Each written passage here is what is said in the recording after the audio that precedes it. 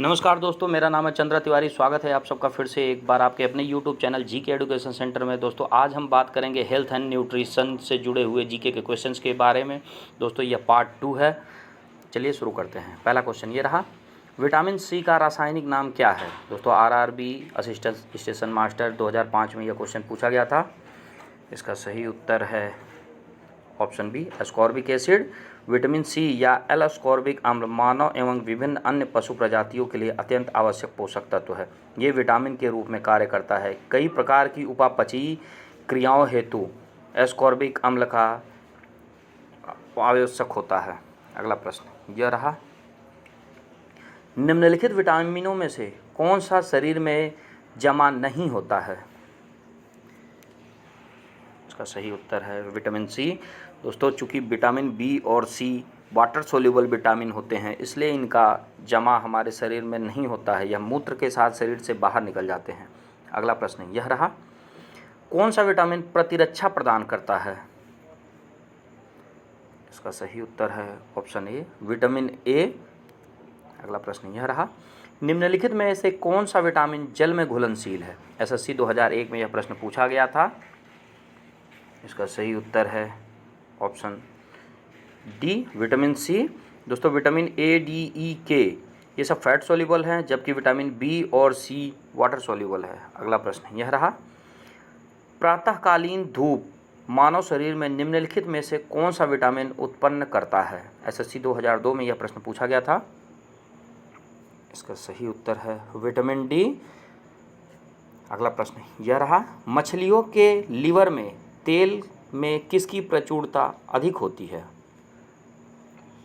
इसका सही उत्तर है विटामिन डी की।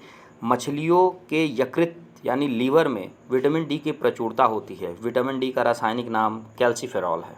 अगला प्रश्न यह रहा, कोलेकैल्सीफेरॉल रासायनिक यौगिक का सामान्य नाम क्या है? दोस्तों यूपीपीसीएस 1997 में यह प्रश्न पूछा गया था। इसका सही उत्तर है विटामिन डी। अगला प्रश्न यह रहा, विटामिन ई का रासायनिक नाम क्या है? इसका सही उत्तर है ऑप्शन डी, टोकोफेरॉल। अगला प्रश्न यह रहा, विटामिन ई विशेषता किसके लिए महत्वपूर्ण है? एसएससी 2001 में यह प्रश्न पूछा गया था। इसका सही उत्तर है लिंग ग्रंथियों की सामान्य क्रिया में। अगला प्रश्न यह रहा, रक्त स्कंदन यानी ब्लड कोआगुलेशन में कौन सा विटामिन क्रियाशील होता है? एसएससी 2000 में यह प्रश्न पूछा गया था। इसका सही उत्तर है विटामिन के। अगला प्रश्न यह रहा, मानव शरीर में रक्त का थक्का किस विटामिन से बनता है? यूपीपीसीएस 1991 में यह प्रश्न पूछा गया था और इसका सही उत्तर है ऑप्शन ए, विटामिन के। अगला प्रश्न यह रहा, विटामिन ई का महत्वपूर्ण स्रोत निम्नलिखित में से कौन है? आईएएस 2003 में यह प्रश्न पूछा गया था। इसका सही उत्तर है गेहूं अंकुर का तेल विटामिन ई का महत्वपूर्ण स्रोत है। अगला प्रश्न यह रहा, दांतों में निम्नलिखित में से क्या होता है? इसका सही उत्तर है कैल्शियम। दोस्तों हमारे दांत और हड्डियों में कैल्शियम ज़्यादा होता है। शरीर का 99% कैल्शियम दांतों और हड्डियों में जमा होता है, जो कंकाल की संरचना और उसके कार्यों में सहायता प्रदान करता है। अगला प्रश्न यह रहा, निम्नलिखित में से किस तत्व का संबंध दांतों की विकृति के साथ है? तो सही उत्तर है फ्लोरीन। अगला प्रश्न यह रहा, हृदय की धड़कन को नियंत्रित करने के लिए निम्न में से कौन सा खनिज आवश्यक है? यूपीपीसीएस 1995 में यह क्वेश्चन पूछा गया था। उसका सही उत्तर है ऑप्शन सी, पोटेशियम। पोटेशियम हृदय की धड़कन एवं नाड़ी संस्थान के कार्यों को संचालित करता है। विटामिन के का अच्छा स्रोत मांस, मछली, अनाज, फल, सब्जियां इत्यादि हैं। अगला प्रश्न यह रहा, सागरीय खरपतवार किसका महत्वपूर्ण स्रोत है? इसका सही उत्तर है ऑप्शन डी, आयोडीन। अगला प्रश्न यह रहा, निम्न में से कौन सा आयोडीन का सर्वोत्तम स्रोत है? एसएससी 2002 में यह प्रश्न पूछा गया था। इसका सही उत्तर है शैवाल। दोस्तों समुद्री शैवाल आयोडीन का एक महत्वपूर्ण स्रोत है। शैवाल यानी अलगा पर्णहरिम युक्त संवहन उत्तक सरल जीव है? अगला प्रश्न यह रहा, कैल्शियम की आवश्यकता निम्नलिखित में से किसमें निमित्त है? इसका सही उत्तर है ऑप्शन डी, सभी में। अगला प्रश्न यह रहा, पालक के पत्तों में किसकी मात्रा सबसे अधिक होती है? MPPSC 1993 में यह क्वेश्चन पूछा गया था। इसका सही उत्तर है ऑप्शन बी, आयरन। अगला प्रश्न यह रहा, लौह आवश्यक है इनमें से किन के लिए? इसका सही उत्तर है ऑप्शन डी, उपर्युक्त सभी। दोस्तों, लोहा आवश्यक है हीमोग्लोबिन व RBC के निर्माण के लिए, सामान्य स्वास्थ्य बनाए रखने के लिए, शरीर के ऊतकों तक ऑक्सीजन पहुंचाने के लिए। अगला क्वेश्चन यह रहा, निम्नलिखित में से कौन सा खाद्य स्रोत लोहे का सर्वोत्तम स्रोत है? इसका सही उत्तर है ऑप्शन ए, सेब। अगला प्रश्न यह रहा, किसमें भरपूर लौह तत्व पाया जाता है? इसका सही उत्तर है ऑप्शन सी, हरी सब्जियों में भरपूर लौह तत्व पाया जाता है। अगला क्वेश्चन यह रहा, निम्नलिखित में से किस जोड़े में सही सुमेल नहीं लगा है? IAS 1996 में यह क्वेश्चन पूछा गया था। इसका सही उत्तर है ऑप्शन सी, विटामिन ए वर्णांध, ये युग्म सही नहीं है। अगला प्रश्न यह रहा, निम्नलिखित की कमी से एनीमिया होता है? इसका सही उत्तर ऑप्शन सी, लोहा की कमी से एनीमिया रोग होता है। एनीमिया से बचाव के हेतु रोजाना पर्याप्त मात्रा में आयरन युक्त भोजन करना जरूरी होता है। अगला प्रश्न यह रहा, एक गिलास पानी से कितनी कैलोरी ऊर्जा मिलती है? इसका सही उत्तर है ऑप्शन ए, 0। दोस्तों, जल पीने से मानव शरीर को 0 कैलोरी ऊर्जा प्राप्त होती है।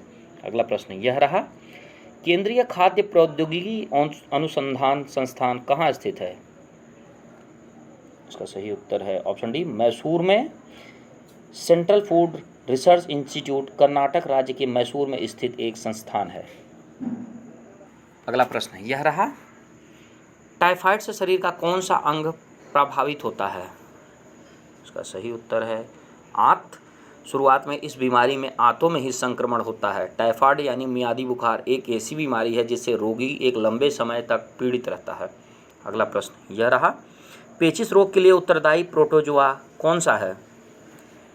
इसका सही उत्तर है ऑप्शन ए, एंटामीबा हिस्टोलिडिका। अगला प्रश्न यह रहा, आंखों की दूरदृष्टि की बीमारी किसके कारण होती है? इसका सही उत्तर है ऑप्शन सी, नेत्रगोलक के छोटा होने के कारण। दोस्तों, यदि नेत्रगोलक बहुत छोटा है या लेंस बहुत सपाट या अनम्य है तो आंखों में प्रवेश करने वाली प्रकाश किरणें विशेष रूप से पास की वस्तुओं से रेटिना पर स्ट्राइक करते समय फोकस में नहीं लाई जाएंगी। इसका निवारण उत्तल लेंस के चश्मे का प्रयोग करके किया जा सकता है। अगला प्रश्न यह रहा, हैजा का कारण क्या है? इसका सही उत्तर है जीवाणु। दोस्तों, हैजा एक संक्रामक आंत्रशोथ है जो विब्रियो कॉलेराई नामक जीवाणु के कारण होता है। अगला प्रश्न यह रहा, एलिसा जांच किस रोग की पहचान करने के लिए की जाती है? इसका सही उत्तर है ऑप्शन डी, एड्स के लिए। एड्स के रोग के इलाज के आवश्यकता इस बात की है कि इस पे सही समय पर सही परीक्षण किया जाए। एलिसा जांच करके एड्स का पहचान किया जाता है। अगला प्रश्न यह रहा, केंद्रीय औषधि शोध संस्थान CDRI कहाँ स्थित है? इसका सही उत्तर है ऑप्शन सी, लखनऊ में। केंद्रीय औषधि अनुसंधान संस्थान लखनऊ CDRI लखनऊ में स्थित है। अगला प्रश्न यह रहा, एवियन इन्फ्लुएंजा यानी बर्ड फ्लू विषाणु को निम्नलिखित रूप से निरूपित किया जाता है। इसका सही उत्तर है H5N1 के द्वारा। अगला प्रश्न यह रहा, दांतों के क्षय रोग के रोकने के लिए अधिकांश टूथपेस्ट में क्या होता है? इसका सही उत्तर है ऑप्शन बी, फ्लोराइड होता है।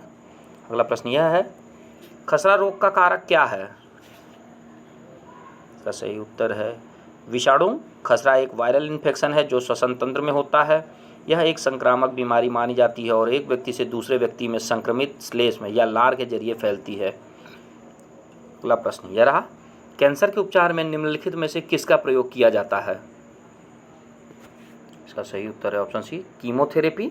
दोस्तों, कीमोथेरेपी एक ऐसा औषधीय उपचार है जो कैंसर की कोशिकाओं को नष्ट करने के लिए दिया जाता है। यह ड्रिप की सहायता से नस में एक सुई के द्वारा या एक गोली या द्रव के रूप में मुंह में दिया जाता है। दोस्तों आज की वीडियो हम यहीं समाप्त करते हैं। आशा करते हैं आज की वीडियो आपको पसंद आई होगी। अगर दोस्तों आज की वीडियो आपको पसंद आई हो तो प्लीज़ हमारे वीडियो को लाइक करें और हमारे चैनल को सब्सक्राइब करें। धन्यवाद।